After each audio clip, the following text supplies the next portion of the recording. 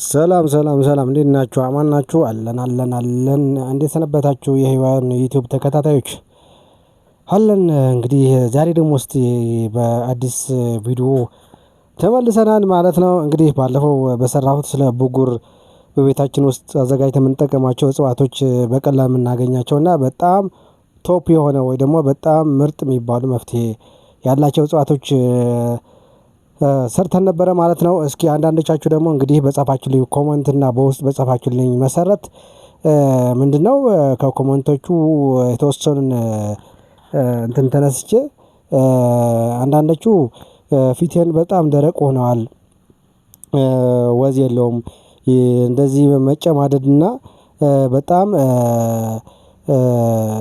የማርጀት ስሜት አይነት እንትን አለው። ፀጉሬ እንደዚህ አላድጋለኝ፣ ፀጉሬ ይነቃቀላል፣ ፀጉሬ ይሰባበራል፣ ፀጉሬ በቀላሉ ይነቃቀላል። የተለያየ ቅባቶች ይጠቀማሉ፣ ነገር ግን ምንም ሊያድግልኝ ወይ ሊረዝምልኝ አልቻለም እና በቀላሉ ይነቃቀላል። ፀጉሬን እየተመለጠ ነው። ፊቴን ደግሞ እንደዚህ በጣም ሸካራ እየሆነ ነው። ብዙ አይነት ኮስሞቲክስ ብጠቀምም እንደዚህ አይነት የፊት የተለያዩ ክሬሞችና ፓውደሮች ብጠቀምም ምንም አይነት ለውጥ አላየሁትም። ምን መጠቀም አለብኝ ብላችሁ ጽፋችሁልኝ ነበርና እስቲ ከነዛ እንግዲህ የተለያዩ በቤታችን ውስጥ የምንጠቀማቸው እጽዋቶች አሉ ማለት ነው። ከነዛ እስኪ በጣም ቶፕ የሚባለው በጣም ለፊታችንና ለፀጉራችን በጣም ተመራጭ የሚባለው በቀላል ቤታችን ውስጥ ማዘጋጀት ምንችላቸው 7 እጽዋቶች በቀላል የምናገኛቸው እስኪ ልንገራቸው። አንደኛው አቮካዶ ነው። ሁለተኛው እሬት፣ ሶስተኛው ሙዝ፣ አራተኛው ኮኮናት፣ አምስተኛው ሙዝ ነው። ሙዝ ወይ ደግሞ ሙዝና የማር ማስክ የሁለቱም ኮምቢኔሽን ወይ ደግሞ የሁለቱም ድብልቅ ማለት ነው።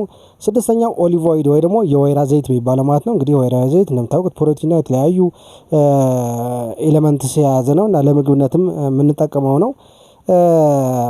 ሰባተኛው አቮካዶ እና ኦሊቭ ዘይት ሁለቱም ቀላቅለን የምንጠቀመው ማስክ አይነት የሚባለው ማለት ነው። እስቲ እነዚህ ናቸው እንግዲህ በቀላል በቤታችን ውስጥ የምንጠቀማቸው ማለት ነው። ለፊታችንና ለደረቅ ፊትና ለሚነቃቀል ፀጉርና ለሚሰባበር ፀጉር በቀላል የምንጠቀማቸው ናቸው። በጣም በነገራችን ላይ እነዚህ አይነት ለምግብነት የምንጠቀማቸው ስለሆነ ምንም አይነት ሳይድ ኢፌክት ወይ ደግሞ የጎንዮሽ ጉዳት የለባቸውም ማለት ነው። ምንም አይነት ኬሚካል ወይ ደግሞ የአልኮል መጠን የላቸውም። ለምሳሌ አንዳንዶቹ የምንጠቀማቸው ኮስሜቲክስ እና ሻምፖ ሎሽኖች አንዳንዶቹ በጣም ሀይ አልኮል አላቸውና አልኮል ደግሞ እንደምታውቁት ፊታችን ወይ ቆዳችን እንዲደርቅ የሚያደርግ ነው እና ለምን አይነት ሻምፖ ለምን አይነት ፊት ምን አይነት ሻምፖ ለምን አይነት ፀጉር ምን አይነት ሻምፖ የሚለው በደንብ አይተን መግዛት መቻል አለብን ማለት ነው። እነዚህ በቀላሉ በቤታችን ውስጥ አዘጋጅተን መጠቀም የምንችላቸው ናቸው ማለት ነው። እንግዲህ እስኪ ወደ አንደኛው እንሂድና አቮካዶ የሚለው አቮካዶ እንግዲህ በስፋት በሀገራችን ላይ የሚመረትና በቀላሉ የምናገኘው ለምግብነት የምንጠቀመው ነው። ባይ ዘ ዌይ ባይ ኔቸር ብዙ ሰዎች ስፔሻሊ ሴቶች አቮካዶ ለፊታቸው ላይ ይቀባና እንደሚቀቡት ይመስላችኋል። እንግዲህ አቮካዶ በተፈጥሮ ዘይት አለው። እንግዲህ ዘይት ካለ ደግሞ ሰውነታችን ፊታችን ሻይና ለስላሳና በጣም ውብ እንዲሆን የሚያደርግ ነው። በዛው ልክ ለፀጉራችንም በጣም ተመራጭ ነው ማለት ነው። እንግዲህ እንዴት ነው የምናደርገው? አጠቃቀሙ እንዴት ነው የምንጠቀመው የሚለው ደግሞ እስኪ እንየውና አቮካዶ እንዴት ነው መጠቀም ያለብን ለፊታችንና ለፀጉራችን የሚለው እስኪ እንያቸው። እንግዲህ እነዚህ እጽዋቶች በጣም በቀላል በቤታችን ውስጥ መስራት የምንችላቸው ናቸው። እንግዲህ አቮካዶ በፊታችን ላይ ከ20 እስከ 30 ደቂቃ ቀብተን በየሳምንቱ ከ1 እስከ 2 ጊዜ መጠቀም እንችላለን ማለት ነው። ይሄ ለፀጉር ሲሆን ነው። ለፊት ሲሆን ደግሞ እንግዲህ ከ2 እስከ 3 ማንኪያ የተፈጨ አቮካዶ እየወሰድን ከ10 እስከ 15 ደቂቃ በሳምንት 2 ጊዜ መጠቀም እንችላለን ማለት ነው። እንደዚህ እያደረግን አቮካዶ ለተበላሸ ፊታችንና ለተበላሸ ፀጉራችን አላደጋ ላይ በመበጣጠስ ወይ ደግሞ መሰባበር ለገጠመው መጠቀም እንችላለን ማለት ነው። እንግዲህ እዚህ ጋር ምንድነው ማድረግ ያለባችሁ? እንደነገርኳችሁ ከ20 እስከ 30 ደቂቃ እንቀባዋለን ማለት ነው። እንግዲህ አቮካዶ ለምን አይነት ፊት ነው የሚሆነው መጀመሪያ የሚለው ነውና ደረቅ ቆዳ ወይ ደግሞ መደበኛ ቆዳ የሚባል አለ። ለነሱ አይነት መጠቀም እንችላለን ማለት ነው። እንግዲህ እንዳልኳችሁ ፊታችን ቶሎ የማርጀት ወይም የመሰብሰብ አይነት እና እንግዲህ የመቅላት ወይ ደግሞ ሌላ አለርጂክ ነገር ካለ ወይ ደግሞ የመድረቅ ስሜት ካለው አቮካዶ በቀላሉ ፈጭተን ከ10 እስከ 30 ደቂቃ ቀብተን መታጠብ እንችላለን። በሳምንት ከ2 እስከ 3 ጊዜ እየደጋገምን መጠቀም እንችላለን ማለት ነው። አቮካዶ እንግዲህ ለፀጉርስ ለምን አይነት ፀጉር ይሆናል ካላችሁ ደግሞ ለደረቅ ፀጉርና የተጎዳ ፀጉር የሚሰባበር ፀጉር እንዲሁ እሱም እንደዛ ፈጭተን አዘጋጅተን በሳምንት ከ2 እስከ 3 ጊዜ በየቀኑ በቀን አንድ ጊዜ ከ20 እስከ 30 ደቂቃ እየተቀባን መታጠብ እንችላለን ማለት ነው። ሁለተኛው አሎቬራ ወይ ደግሞ እሬት ነው ማለት ነው። እሬት ነው እንደምታውቁት ባለፈው በሰራሁት ቪዲዮ እንግዲህ አንቲባዮቲክ ባህሪ ስላለው እሬት ለተለያዩ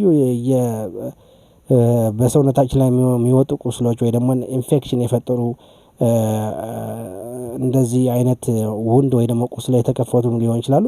እንደዚህ አይነት እንትኖች እሬት ብናደርግባቸው በጣም ቶሎ ነው የሚያክማቸው። ለምን እሬት በጣም ቶፕ የሚባል አንቲባዮቲክ ወይ ደግሞ የጸረ ባክቴሪያ ባህሪ ያለው ስለሆነ ለብጉር ይሆናል ብለን ነበረ። እንግዲህ እሬት ደግሞ እዚህ ጋር ደግሞ በጣም ለፀጉር ተመራጭ ነው ማለት ነው። ለፀጉርና ለፊት በጣም ተመራጭ ነው ማለት ነው። ለምሳሌ አሎቬራ ወይ ደግሞ እሬት ለምን አይነት ፊት ነው የምንጠቀመው ካላችሁኝ፣ ቅባታማ ማለት ቅባት የበዛበትና የብጉር ችግር ያለው ቆዳ መጠቀም እንችላለን ማለት ነው። እንግዲህ አሎቬራ እንደ ማነው እሬት በጣም ብዙ ዘይት የሌለው ነው እና ብዙ ዘይት ስለሌለው ለቅባታማ ቆዳና የብጉር ችግር ያለባቸው ሰዎች መጠቀም እንችላለን ማለት ነው። ለምሳሌ ቅባት የበዛበት ከሆነ ግን ለብጉር መጠቀም አንችልም ማለት ነው። ምክንያቱም ብጉር ምን ብለናል ባለፈው፣ ብጉር የሚመጣው በሰውነታችን ወይ ደግሞ በፊታችን ከመጠን በላይ ቅባት ወይ ደግሞ ዘይት ሲመረት ነው የሚወጣ ብለን ነበር። ለምን ከመጠን በላይ ዘይትና ቅባት በፊታችን ላይ ሲወጣ በሰውነታችን ላይ በተፈጥሮ ያሉ ክፍተቶች እሱን ያ ዘይት ከመጠን በላይ ከሆነ በፊታችን እሱን ቦታ ወይ ደግሞ በተፈጥሮ በፊታችን ያለ የቆዳ ክፍተት ይዘጋውና ከዛ ብጉር እንዲወጣ ያደርጋል ብለን ነበረ። ስለዚህ አሎቬራ ደግሞ ለእንደዚህ አይነት በጣም ምርጥና ኳሊፋይድ የሆነ አይነት እጽዋት ነው። እንግዲህ ለብጉር አይነት ችግር ያለባቸው ሰዎች መጠቀም ይችላል። ነገር ግን እዚህ ጋር ብጉር ያላቸው ሰዎች አቮካዶ መጠቀም አንችልም፣ የወይራ ዘይትን መጠቀም አንችልም። ለምን ካላችሁን አቮካዶና የወይራ ዘይት በጣም ብዙ ቅባት ስላላቸው ወይ ደግሞ ብዙ ዘይት ስላላቸው የበለጠ ብጉር እንዲባባ ስለሚያደርጉ መጠቀም አንችልም ማለት ነው። እንደነ እሬት፣ እነ እርጎ፣ እርድ፣ ሎሚ፣ በረዶ ምናምን እነዚህ ግን መጠቀም እንችላለን ማለት ነው። ማር ምናምን እነዚህ መጠቀም እንችላለን ማለት ነው ለብጉር ማለት ነው። እንግዲህ እንዳልኳችሁ እሬት ለብጉር ያለባቸው ሰዎችና ቅባታማ የሆነ የፊት ቆዳ መጠቀም እንችላለን ብያችኋለሁ። ለፀጉርስ ለምን አይነት ፀጉር መጠቀም እንችላለን እሬት ካላችሁኝ፣ እሬት እንግዲህ ለሁሉም አይነት ፀጉር መጠቀም እንችላለን። በጣም የሚገርመው ነገር ምንም አይነት እንትን አይመርጥም ማለት ነው። ለሁሉም አይነት ፀጉር እንጠቀማለን ማለት ነው። እስፔሻሊ ደግሞ ፎረፎር ያስቸገራቸው ሰዎች አንዳንዶቻችሁ በኮመንት ጽፋችሁ ላይ ነበረ በውስጥ መስመርና ፎረፎር አለብኝ፣ ፎረፎር በጣም በተደጋጋሚ ያጠቃኛል ብሏችሁ ነበርና እሬት ብትጠቀሙት በጣም ተመራጭና አንደኛ ነው። ከብዙ የተለያዩ መድኃኒቶች ብር ከማውጣትና በተለያየ እንትን ውስጥ ከመግባት ያድናቸዋል ማለት ነው። በቀላሉ እሬት እንግዲህ በርካሽ በነፃ የምናገኘው ነው። እሱን እሬቱን ገዝተን አምጥተን በደንብ አጥበን ከውስጥ ያለው ጄል ነው የምንፈልገው፣ ዋናው ውስጥ ያለው ጄሉ እሱን ፈጭተን ሰብስበን ፈጭተን መቀባት ማለት ነው። በፀጉራችን ወይ ደግሞ በፊታችን መቀባት እንችላለን ማለት ነው። ስለዚህ በቀላሉ እንደዚህ አድርጋችሁ ፎረፎር ያላችሁ ሰዎች መጠቀም ትችላላችሁ ማለት ነው። ሶስተኛው ሙዝ ነው ወይ ደግሞ ባናና የሚባለው ነው። ሙዝ ደግሞ እንግዲህ እንደምታውቁት በሰፊነት ለምግብነት የምንጠቀመው አይነት እጽዋት ወይ ተክል ነው ማለት ነው። ለምን አይነት ፊት ይሆናል ካላችሁ፣ ደረቅ ፊት ወይ ደግሞ የመደበኛ መካከለኛ የሚባል ፊት መጠቀም እንችላለን ማለት ነው። ለፀጉርስ ለምን አይነት ፀጉር መጠቀም እንችላለን ካለ፣ ደረቅ ፀጉር ወይ ደግሞ ዝም ብሎ ደርቆ የሚበጣጠስና የሚሳበር በቀላሉ የሚወድቅ አይነት ፀጉር መጠቀም እንችላለን ማለት ነው። ወይ ደግሞ የሚሰበር ፀጉር አይነት ማለት ነው። ለእንደዚህ አይነት መጠቀም እንችላለን። አራተኛው ኮኮናት ዘይት ነው። ኮኮናት ዘይት ትንሽ ወደድ ይላል። በእኛ ሀገርም በብዛት አይገኝም። እንግዲህ የምናገኘው በሰንተስቲክ ወይ ሰው ሰራሽ ሆኖ በፋርማሲዎች በተለያዩ ሱፐር ማርኬቶች ማግኘት እንችላለን ማለት ነው። ትክክለኛውን ኦሪጂናል ኮኮናት ኦይል ስፔሻሊ የሳውዝ አፍሪካው አለ። እሱን ካገኛችሁ በጣም ተመራጭና በጣም ምርጥ ነው ለቆዳና ለፀጉር ማለት ነው። ለምን አይነት ቆዳ ወይ ለምን አይነት ፊት መሆን ይችላል። በነገራችን ላይ እዚህ ጋር ቆዳ ስላችሁ ለፊት ብቻ ሳይሆን ለአጠቃላይ ለሰውነታችን ሊሆን ይችላል። ለሰውነታችን የምንጠቀማቸውም ሊሆን ይችላል። ለምሳሌ አቮካዶን እና ሙዝ ማለት ነው። እና እንግዲህ ኮኮናት ለምን አይነት ቆዳ ይሆናል ካላችሁ ደረቅ ቆዳና መካከለኛ የሆነ ቆዳ መጠቀም እንችላለን ማለት ነው። ለምን አይነት ፀጉርስ ይሆናል ካላችሁ ደረቅ ፀጉር ወይ ደግሞ ጠማማ ፀጉር የሚባልና የተጎዳና በጣም የሚነቃቀል ቶሎ ቶሎ የሚነቃቀልና የሚሰባበር አይነት ፀጉር በጣም ተመራጩና ፍቱን ነው ማለት ነው። እንግዲህ ፀጉራችን አላድግ ብሎ እንደዚህ የተሰባበረና የተጠማዘዘ ካስቸገረን ኮኮናት ዘይትም መጠቀም እንችላለን ማለት ነው። አምስተኛው እንግዲህ አምስተኛው የሁለት ነገር ቅልቅል ወይ ኮምቢኔሽን ነው መጠቀም ያለብን። እሱ ምንድነው?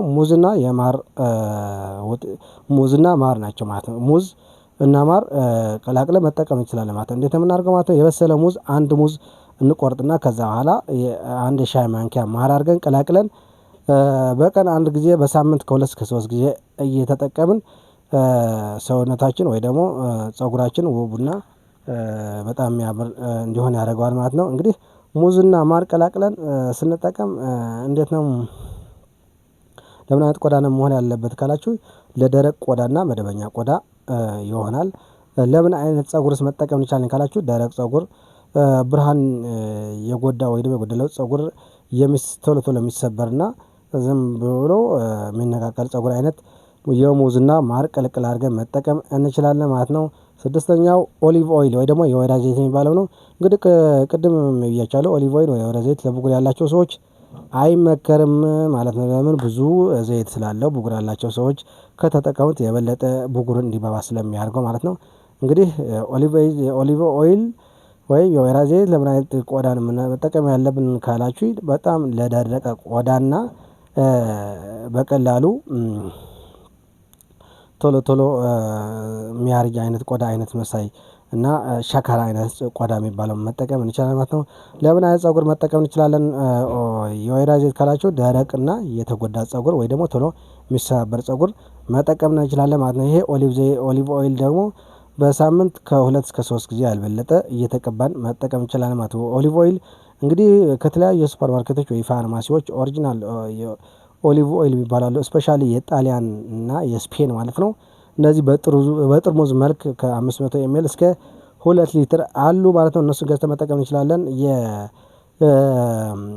የቆርቆሮው ግን እንዳትጠቀሙ የቆርቆሮው ብዙ አስተማማኝ አይደለም ማለት ነው። የጠርሙዝ ግን በጣም አሪፍና ተመራጭ ነው ማለት ነው። እንግዲህ ኦሊቭ ኦይል ለምግብነት መጠቀም እንችላለን ታውቁታላችሁ ከምግብ ከተለያዩ አትክልቶችና ፍራፍሬዎች አድርገን ቀላቅለን መጠቀም እንችላለን ማለት ነው። በጣም ተመራጭ ነው ለጤንነት በጣም የሚመከር ነው ማለት ነው። አንደኛው ከኮሌስትሬል ነፃ ነው ሙሉ ለሙሉ ከአትክልትና የአትክልት ተዋጽኦ የተሰራ ነው ማለት ነው። እንግዲህ ይህንን አብዛኞቹ እንግዲህ ያደጉ ሀገሮች በጣም ሀብታም የሚባለው እንግዲህ ኦሊቭ ኦይል ብቻ ወይ ደግሞ የወይራ ዘይት ብቻ ነው የሚጠቀሙት ማለት ነው። እንደኛ እንግዲህ እዚህ ያለው ያ ኮሌስትሮል የበዛበትና በጣም ብዙ ፋት ያለው ዘይት አይጠቀሙም ማለት ነው። እንግዲህ ይሄ ኦሊቭ ኦይል ወይ ደግሞ የወይራ ዘይት ለምን አይነት ቆዳ ይሆናል ካላችሁ ለደረቅ ቆዳ እና ለደረቅ ፀጉርና የተጎዳ ፀጉር ወይ ቶሎ ቶሎ የሚሰበር ፀጉር መጠቀም እንችላለን ማለት ነው። ሰባተኛው አቮካዶ ነው። አቮካዶ ደግሞ ብያችኋለሁ ከዚህ በፊት መጀመሪያ አቮካዶ ብያችሁ ነበር ግን እዚህ ጋር አቮካዶ ብቻው አይደለም። አቮካዶ ኦሊቭ ዘይት ወይ ደግሞ የወይራ ዘይት አቮካዶ ነው የወይራ ዘይት ቀላቅለን መጠቀም እንችላለን ማለት ነው። ቀደም ሲል ማርና ሙዝ ቀላቅለን እንደተጠቀምን ሁሉ እዚህ ጋር ደግሞ አቮካዶና የወይራ ዘይት ቀላቅለን መጠቀም እንችላለን ማለት ነው። ለምን አይነት ፊት ይሆናል ካላችሁኝ በጣም ደረቅ ቆዳና በጣም ደረቅ የሆነ ፀጉር ወይ ደግሞ የተጎዳ በኬሚካል የተጎዳ ፀጉር አይነት መጠቀም እንችላለን ማለት ነው። እዚህ ጋር ለምንድነው በኬሚካል የተጎዳ ማለት የሚለው አብዛኞቹ ብዙ እህቶቻችን ለፀጉራቸው ብዙ አንዳንዶቹ መጥቆሪያ የሚያደርጉ አሉ። የፀጉር ከለር የሚቀይር የተለያዩ ከለሮች የሚጠቀሙ አሉ። እንዳልኳችሁ ይሄ ኬሚካል ደግሞ ሲንተቲክ ሰው ሰራሽ ነው። እንግዲህ የተለያየ ኢንግሪዲየንት ወይ ደግሞ በውስጡ የተለያዩ ኬሚካሎች የያዘ ነው ማለት ነው። ለምሳሌ ከነዛ ውስጡ አንደኛ ምንድነው ግሊሰሪን እና አልኮል ናቸው። እነዚህ እንግዲህ ስፔሻሊ አልኮል ድርቀት የሚያመጣና ፀጉራችን ቶሎ እንዲነቃቀል የሚያደርግና በጣም ቶፕ የሆነ ጎጂ እንትን ውስጥ አለው ማለት ነው። እንግዲህ እነዚህ አይነት ነገሮች ቀላቅለን የተለያዩ ኮስሜቲክስ የተለያዩ ፓውደሮች የተለያዩ ክሬሞች ሻምፖዎች ኮንዲሽነሮች የምንጠቀም ከሆነ እንግዲህ ለማናውቀው አይነት ፀጉሩ እንግዲህ የፀጉር ባህሪያችን ማናውቀው ከሆነ ወይ ደግሞ መንስኤው ምን እንደሆነ ማናውቀው ዝም ብለን እየደባለቅን የምንጠቀም ከሆነ እንግዲህ ፀጉራችንና ፊታችን ሊጎዳ ይችላል ማለት ነው። ስለዚህ ለእነዚህ አይነት የተጎዳ ፀጉር ወይም የተጎዳ ፊት አቮካዶ እና የወይራ ዘይት ቀላቅለን መጠቀም እንችላለን ማለት ነው። እንግዲህ እነዚህ ተፈጥሯዊ እጽዋትና እጽዋት የቆዳና የፀጉር በጣም የሚረዱ ናቸው ማለት ነው። ነገር ግን እነዚህ ለእነዚህ ነገሮች አለርጂክ ከሆናችሁ እያንዳንዳቸው አሁን የጠቀስኳቸው ይኸውልህ አቮካዶ የወይራ ዘይት ሙዝ እና ሌሎቹን የጠቀስኳቸው እነ ኮኮናት አለርጂክ ከሆናችሁ መጠቀም የለባችሁም። እያንዳንዳቸው መጀመሪያ በትንሽዬ መጠን ልክ ባለፈው እንደነገርኳችሁ ለቡግር ማለት ነው በትንሽዬ መጠን በቆዳችሁ ቼክ ማድረግ አለባችሁ። እያንዳንዳቸው እያዘጋጃችሁ ካዘጋጃችሁ በኋላ ቼክ ማድረግ አለባችሁ አለርጂክ እንዳትሆን ለዛ አይነት እጽዋት ማለት ነው። አለርጂክ ከሆናችሁ በፍጹም መጠቀም የለባችሁም።